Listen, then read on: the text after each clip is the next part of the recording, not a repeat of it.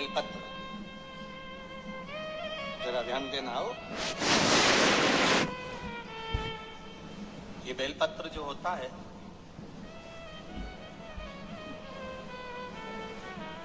इस बेलपत्र पर कभी कभी आपने देखा होगा कि कई लोग बीच वाले पत्ते पर चंदन लगा देते हैं। ये जो बीच का पत्ता होता है, इस पर लोग चंदन लगा देते हैं। शिव महापुराण की कथा कहती है, अगर भूलवश भी अनायास आपके पास बेलपत्र भी नहीं है, शिव जी का चढ़ा हुआ बेलपत्र भी अगर आपने उठा लिया और उठाकर उस बीच वाले पत्ते पर एक चावल का दाना रखकर भी आप भगवान भोलेनाथ को समर्पित कर रहे हो, तो ये समझ लेना कि तुमने महीना, 2 महीना, 4 महीना, 6 महीना, 8 महीने में, हम तो हमेशा कहते आए हैं, आज फिर कर रहे हैं, 1 महीना पूरा हो जाए जल चढ़ाते, 2 महीना पूरा हो जाए जल चढ़ाते, 3 महीना पूरा हो जाए, 4 महीने पूरे हो गए, 6 महीने पूरे हो गए, या आपका साल भर पूरा हो गया, प्रयास करा करो, एक बीच वाले पत्ते पर एक चावल का दाना रखकर शिव जी को समर्पित करना। क्यों? जो तुमने पूर्व में जल चढ़ाया है, वो चावल का दाना अक्षय, उसको अक्षत माना जाता है, अक्षय माना जाता है। मतलब तुमने अभी तक जो जल समर्पित करा है वो कभी समाप्त तो नहीं हो सकता, उसका पुण्य तुम्हारे खाते में चले गया, अब तुम उसको किसी को भी प्रदान कर सकते।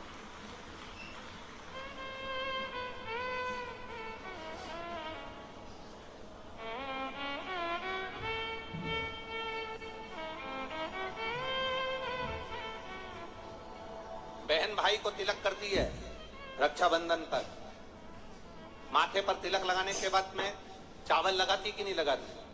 बोलो, जब बोलो जरा। लगाती है, बोलते जाओ जरा। लगाती, ठीक है। मंदिर में आप पूजन कर रहे हो, घर में कोई अनुष्ठान कर रहे हो, पंडित जी तुम्हारे मस्तक पर तिलक करते हैं तो चावल लगाते कि नहीं लगाते? बोलो बोलो, जम के बोलो। लगाते। तुम्हारे घर में शादी ब्याह होता है तो तिलक करा जाता है तो चावल लगाया जाता कि नहीं लगाया जाता? लगाया जाता। सब समय पर चावल, मस्तक पर कंकु का तिलक, चंदन का तिलक, जो भी तिलक तुम्हारे मस्तक पर लगा है, कोई अगर लगाएगा शुभ कार्य में तो चावल जरूर लगाएगा। बस एक कार्य ऐसा होता है जिस समय पर मस्तक पर तिलक करा जाता है पर चावल नहीं लगाया जाता।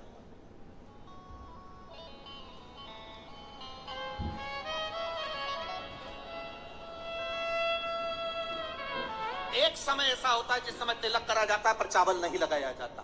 चावल का मतलब है अक्षय, मतलब बार बार भगवान ऐसा मौका लाए, बार बार भगवान ऐसी कृपा करे कि तुम ऐसा अनुष्ठान करते रहो, पुण्य करते रहो, सत्कर्म करते रहो, 16 सोमवार के व्रत करते रहो, चतुर्थी के व्रत करते रहो, तुम छठ की पूजन करते रहो, तीज का व्रत करते रहो, सोमवार का व्रत करते रहो, तुम्हारे घर में हमेशा ऐसे शुभ कार्य होते रहे। केवल अक्षय, अक्षत एक जगह पर नहीं लगाया जाता। कब नहीं लगाते अक्षत को? मस्तक पर तिलक करते समय अक्षत कब नहीं लगाया जाता? केवल एक समय पर। कब? जब घर में कोई शांत हो जाता है और शांत होने के बाद जब मस्तक पर पगड़ी का क्रम होता है, उस पगड़ी के क्रम पर तिलक तो लगाया जाता है पर चावल नहीं लगाया जाता। भगवान से प्रार्थना करते हैं, ये बार बार मौका मत देना, जो हो गया उसको क्षमा, ऐसा मौका बार बार ना दीजिए। हाँ, पगड़ी पर से उठ गए, अच्छा काम करने के लिए मंदिर जा रहे हो, स्थान छोड़ने के बाद अब तिलक लगाओ और उसमें चावल ढेर सारा लगाओ, कोई मना नहीं। पर अक्षय, उस अक्षत की महत्वता को समझना कि उसको बारंबार प्राप्ति ना हो, ऐसे कार्य की प्राप्ति ना हो, अच्छे कार्य की प्राप्ति, श्रेष्ठ कार्य की प्राप्ति, शुभ कार्य की प्राप्ति। अगर मौका मिले तो एक बार भविष्य पुराण, और एक बार मौका मिले तो कुर्म पुराण, और एक बार मौका मिल जाए तो नंदी पुराण। ये 3 पुराणों का स्मरण करना, इसमें आपको अक्षत की महत्वता प्राप्त हो। भविष्य पुराण, कुर्म पुराण और नंदी पुराण, इन 3 पुराणों में आपको अक्षत की महत्वता प्राप्त होगी कि चावल की महत्वता क्या है।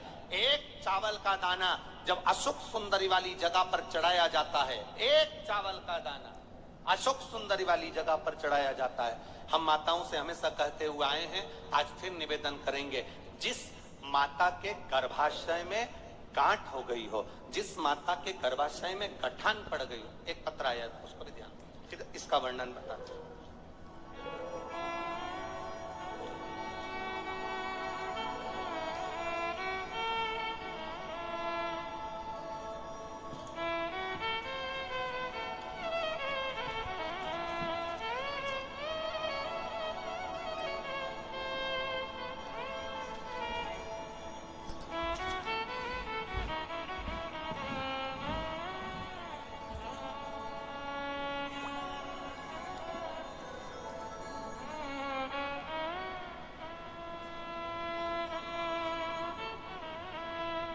मैं गंगा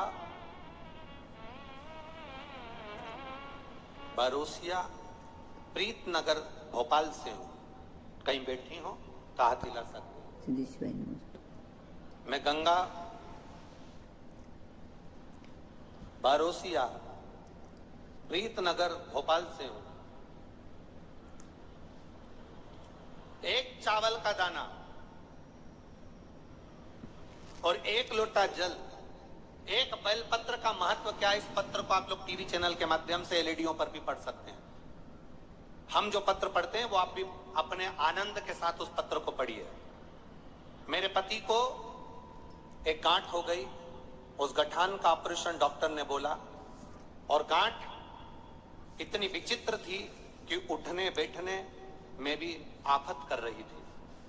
तब शिव जी पर एक चावल का दाना समर्पित करना, एक बेलपत्र समर्पित करना प्रारंभ करा। शिव जी पे चढ़ा हुआ जल पीना प्रारंभ करा। सीहोर गए, वहां से रुद्राक्ष लाए, उस रुद्राक्ष का जल शंकर भगवान को चढ़ाना प्रारंभ करा। जिन डॉक्टरों ने ऑपरेशन का कहा था, 22 दिन के बाद हम उनको चेक कराने के लिए गए तो गठान गल चुकी थी। एक चावल का दाना हमारे सुख का अनुभव करा देता। अगला वर्णन उन्होंने लिखा, गुरुजी बाबा ने एक कृपा तो करी, साथ में मेरे बच्चे के हाथ में सफेद दाग हो गया। तो सफेद दाग हो गया तो हमने डॉक्टरों का इलाज करवाना प्रारंभ करा। आयुर्वेदिक दवाई भी ली, पर वो दाग समाप्त नहीं हो रहा था।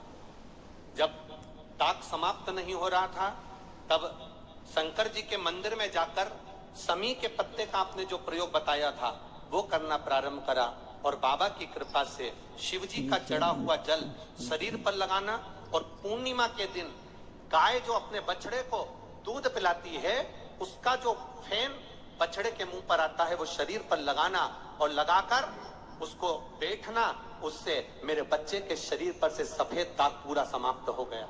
ये शिव तत्व, ये शंकर।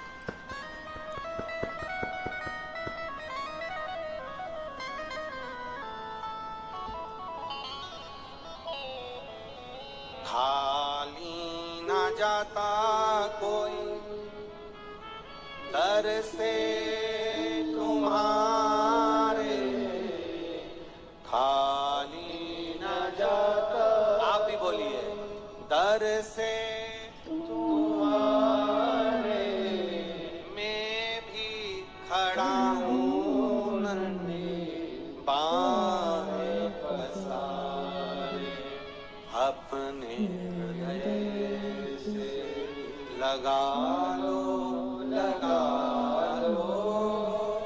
गिरा जा रहा हो, उठा लो भोले अपने दर से, अब तो न टालो, गिरा जा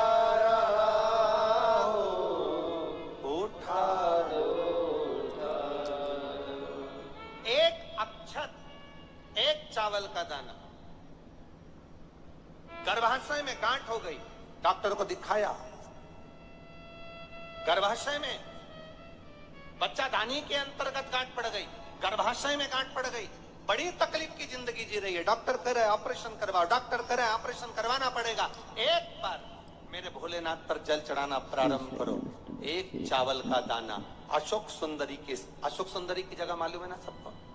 अरे बोलो, अशोक सुंदरी